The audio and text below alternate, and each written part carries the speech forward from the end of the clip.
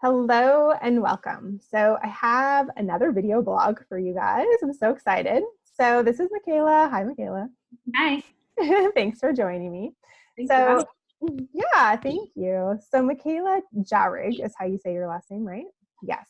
Has joined me today because she's a new dietitian, which congratulations.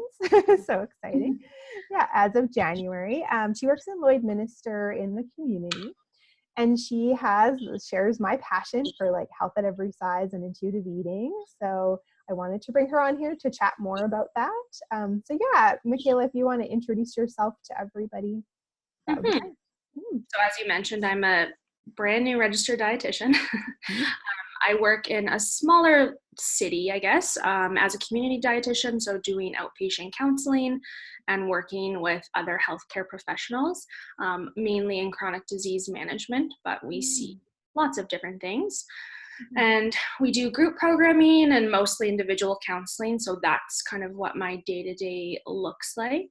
And as you mentioned, my foundation of my practice is based in health at every size and intuitive eating. So that's probably the biggest factor of how I practice for sure. Yeah. So I'm curious what your journey was and how kind of you found health at every size and intuitive eating, and if like it came first in your life and your values followed, or if your values were kind of there and then you just found the health at every size community, or like how that looked. Yeah. So I would say I found intuitive eating first. I was just starting my first practicum for my internship, so not that long ago, a couple years ago. And I was struggling myself personally in terms of eating and my kind of ways of eating, behaviors and whatnot. And I had heard someone say intuitive eating was this book on a podcast. And I thought, oh, okay. I mean, what can I lose if I go out and buy this book? Totally. So I went and bought it that day and I just Amazing. devoured it. And I was completely mind blown. I called my family and my friends and said, listen, everyone needs to read this book. It's That's so great. Yeah. So, I mean, that was the start of my internship. And I mean, I started in food service, so I felt like I was holding on to a lot of that information. I just wanted to kind of let it go. And Tell then, the world. yeah. I wanted to scream it. I was like, this is amazing. Totally. Texting my internship friends, the other interns, and was like, guys, this is amazing. And so, you know, through that, I found health at every size instantly. I read that book, devoured it, you know, started following people on Instagram and getting my hands on any type of resource I could. And then as I progressed into my community and clinical placements, that's when I really started to implement those, you know, beliefs and values and whatnot. And so I would say definitely I was not, first of all, aware, I guess, when I was going through school or university about any of these ideas. And when I found it was completely mind blown, and it was an instant click for me. I didn't have any humming or hawing. It was exactly what I had been looking for, essentially. Nice. And then full head dive in. I want to be a dietitian. Yeah, exactly. Yeah. So that's my journey in terms of finding that. And now that's everything I believe in. And I'm so glad I found it, because I don't know if I would even be a dietitian if I hadn't have found that and went down that route for sure. Yeah, I would say that's really like similar to a lot of other dietitians that I talk to as well. And my path too, like I've even been pretty disheartened with our profession at some times and kind of nutrition. And then I realized as I kind of learn more and more about kind of the intuitive eating side, that a lot of nutrition really gets like co-opted by diet culture. And so we have to like pull that apart and like get to like the good stuff. Yeah. So you talked about a little bit of how like my journey too, like in kind of the years of your schooling, you really felt like your eating was maybe needing a bit of a change and a shift. And so how did intuitive eating really impact like your personal life? Yeah, for sure. I mean, for me personally, food and nutrition and body image and all of that stuff has been something that I've struggled with since I would say probably 12. And so my reasons for going into a nutrition degree in the first place were not from a positive place, right? They were from a place of restriction and control and this idea that I know a lot of dietitians can relate to. And for sure, for that perfect answer. And once you go in the degree, you'll find it and you'll forever be fixed. Yep. So that's essentially what my, going into university was like, and growing up, it was never a positive relationship with food. And I would definitely say the closer I got to internship, the more disordered I became with my eating and my exercise behaviors. So when I found intuitive eating, I was eating pretty restrictive, like a plant-based diet was just very, restrictive. Yes. And when I found intuitive eating, I realized, for me, that's not something I can follow if I'm going to go down this path. And that's what I needed in the moment. And it was a struggle for sure, I would say, at the beginning. I think a lot of people can relate to that. And I didn't necessarily have any other supports or anyone else that I knew that was going through a similar journey at that time. That's a good point. Yeah, it definitely changed completely how I, ate and looked at food. And even now I would say I'm definitely an intuitive eater at this point. And it's just something that I wish for everyone to, gain those skills and listening to your body earlier on, like as early on as possible. Yeah. And that's such a good point, like back to, that you didn't feel like you had the support.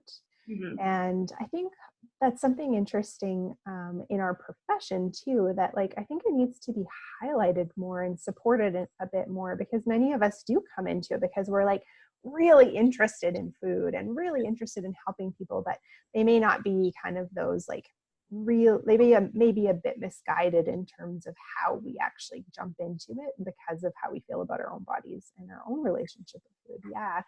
And intuitive eating can be such a critical part of the curriculum for college. And I hope to see that in the future. Let's hope we can influence that. Absolutely. Yeah. So then go ahead. That would be amazing. Yeah, I think we can make it happen. We'll collectively push for it. Yeah. So then kind of you created a better relationship with food and like got more liberal, it sounds like, with your food choices, and had a better kind of construct of like that good and bad food and maybe the medium instead. Yeah. And so how has that really shaped now, like as a new dietitian, how you're helping your clients with their, especially in like a chronic disease management area? That's a really interesting like pairing. Yeah. I think going into my first job as a dietitian, I was hesitant to, voice any of my ideas and whatnot, because you kind of just want to adapt as well. Survive. Yeah, survive, really. Yeah. But I learned that when I started working, a lot of people do feel this way, and like similarly. And when I started to introduce some of those ideas when I practice with clients, no matter what, if I'm working with someone with diabetes or someone who's there for, weight loss, whatnot, having those conversations that really shift the focus away from weight and to health and everything that makes up our health independent of weight really changes the course of the way we can accomplish goals and move forward, and how I help and support them. It's just from a different light that's not coming from a place of shame, obviously. So I just find there's a huge advantage to that, because people are more willing to be open and honest because they feel you're not judging them. And in terms of incorporating intuitive eating, I've been able to start my intuitive eating counseling certification, and my work has supported me in that. And oh wow, that's amazing. Yeah, it has been really amazing. I kind of dove right in and didn't hold back, which I didn't think I was going to do in terms of sharing. And we've actually been able to transition our classic weight loss program to an intuitive eating based program. Wow, that is amazing. That is like a huge paradigm shift within like a health clinic. Like, that's amazing. Good job. Wow. Yeah, it was Yeah. a lot of work, Yeah.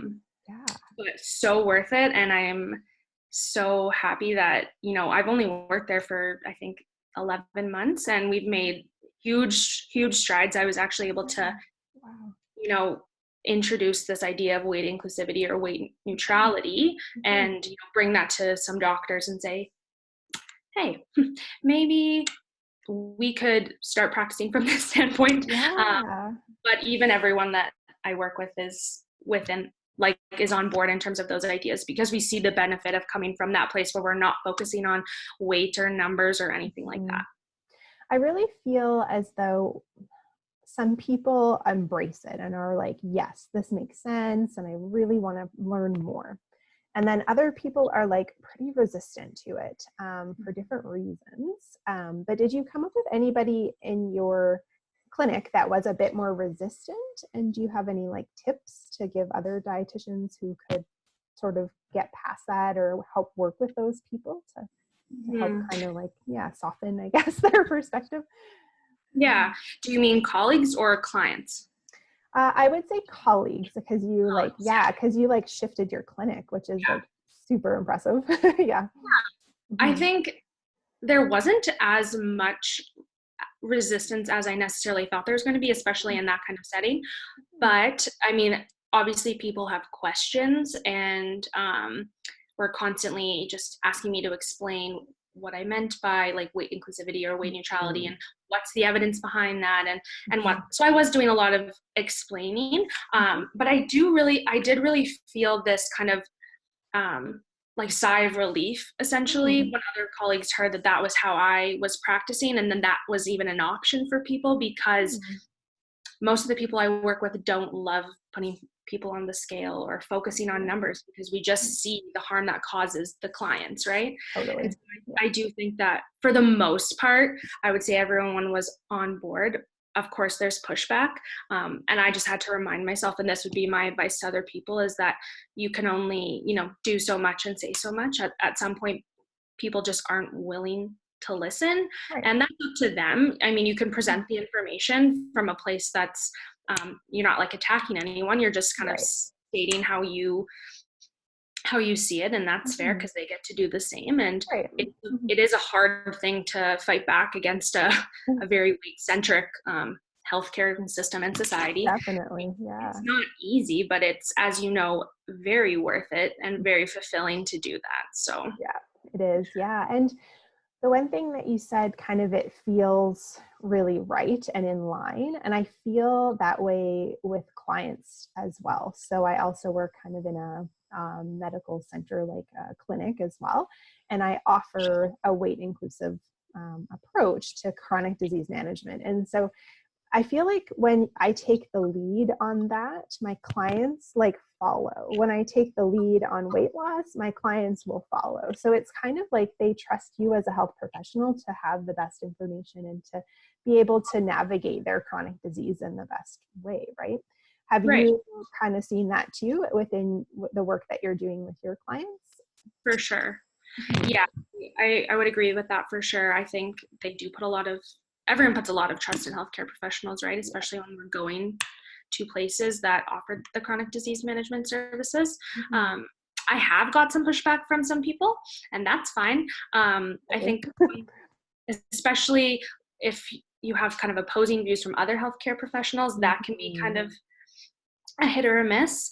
But for the most part, I find, like you said, if you kind of lead in that way and shift the focus of the conversation, they'll follow. And most people appreciate that. And I've gotten lots of, gratitude and thanks that there was no talk about numbers, or there's always that expectation people will tell you when they come see a dietitian. Oh, I thought you were going to put me on the scale, or I thought you were going to tell me to lose 50 pounds or whatnot.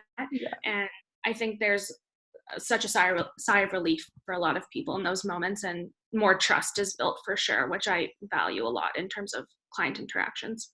Yeah. And I would say, like, from my perspective, working with clients, it feels very empowering for them to have a voice outside of weight. So like to focus on like, you know, what they're doing day to day, like how they feel, how they're Right. able to, you know, play with their kids or do some of the things in their life that are really important to them. Like it feels really just compassionate and kind and empowering. That's been my experience. Absolutely. I would say empowering is a perfect word. Absolutely. Yeah. So thank you so much. This has been fantastic. Anything else that you want people to know, or how can they find you to follow you as well on like social or any kind of areas? Yeah. On Instagram at Mikaela _RD. So you can find me there. And I'll For link it below here, the Okay. video too. Yeah, just some fun posts and whatnot I do on there. And then what would I want people to know? Obviously, if you're a practitioner or, you know, a dietitian, clinician, whatever, and you're feeling, you know, a little bit lost, or you want to continue to pursue this way of practicing, I would just encourage you to keep going and connect with people like you, for that support and that validation that this is definitely an awesome way to practice. And, you know, those values and beliefs really align when you make that connection for yourself between your personal life and your practice too. Definitely. Yeah. Well, thank you so much. This has been a joy for me.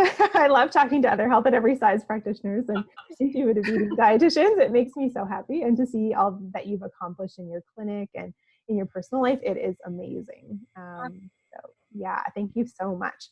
So I'll be posting this soon. And if anyone has comments, of course, they can post comments underneath again on my blog. We'd love to hear from you. Or if you're watching on Facebook, again, you can post comments. We'd love to hear what you have to say about what we chatted about today. Okay, so thanks, Mikaela. Have a great day. You too.